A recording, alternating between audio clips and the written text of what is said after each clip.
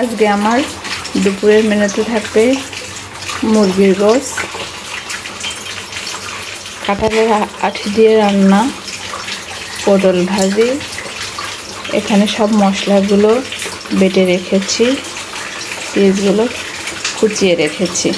এগুলো আমার দুপুরের মেনু।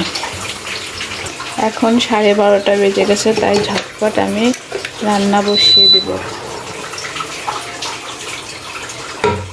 আগে কড়াইটা বসিয়ে নিয়েছি, চুলাটা অন করে দিলাম।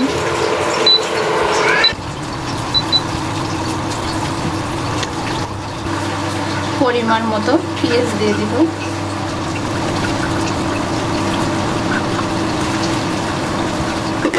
পেঁয়াজটা একটু ভালোভাবে বাদামি কালার করে নেব।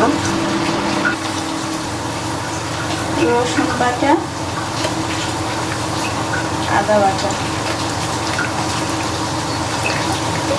রসুন বাটা একটু বেশি দেব।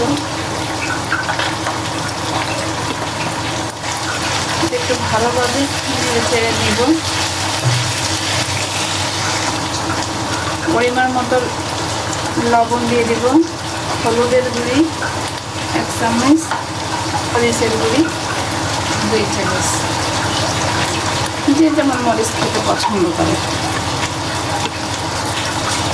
এবার এটাকে ভালোভাবে একটু নেড়ে নেব।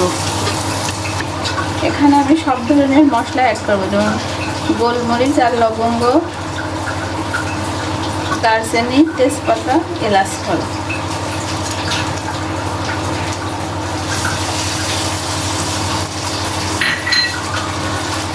মশলাটাকে কিছুক্ষণ ভালোভাবে কষিয়ে নেব।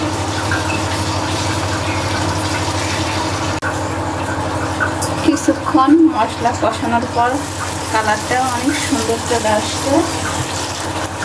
এখন আমি মুরগির মাংসগুলো দিয়ে দিব।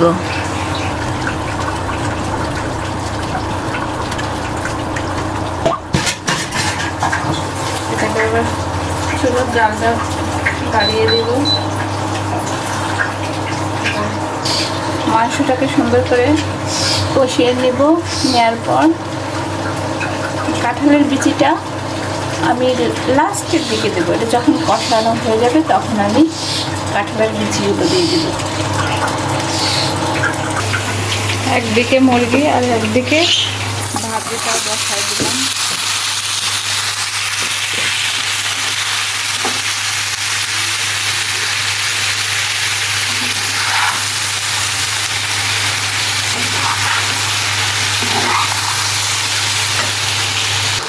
ভাজিটা ঢাকনা দিয়ে কিছুক্ষণ ঢেকে রাখবো।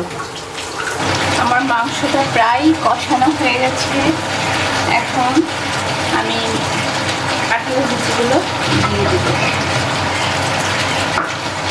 আসলে কাঁঠালের বিচি দিয়ে মানে মুরগির গোশত খেতে অনেক মজা লাগে, আর একটু কষ্ট হয় কাঁঠালের বিচি যখন আপনার এই যে উপরে যে আবরণটা থাকে, আবরণটা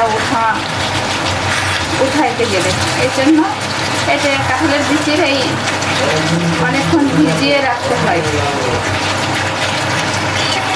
এই খুন্তিগুলো একটু বেয়াদব টাইপের, একটু ভারী, তো একটু রাউন্ডটা খালি মানে রাখলেই পড়ে যায়, কোথাও রাখলেই পড়ে যায়। এই মুরগিটা আপনার কাঁঠালের বিচি দিয়ে যতটা কষাবেন তত মজা লাগবে, কারণ কষাইলে একটা কালার আসে অন্যরকম, খেতেও দারুণ। আমার কষানো হয়ে গেছে, এখন আমি ঝোলের পানি দিয়ে দেবো। বেশি দিব না, সামান্য দেব।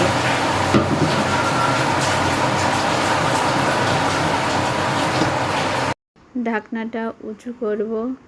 এখন আমার রান্নাটা কমপ্লিট। মাংসতে বেশি ঝোল রাখবো না, মাখা মাখা ঝোল রাখবো, হালকা ঝোল রেখেছি। এখন আমি এলাচ ফলের গুঁড়ি এবং জিরের গুঁড়ি মাংসের উপরে ছিটিয়ে দিব।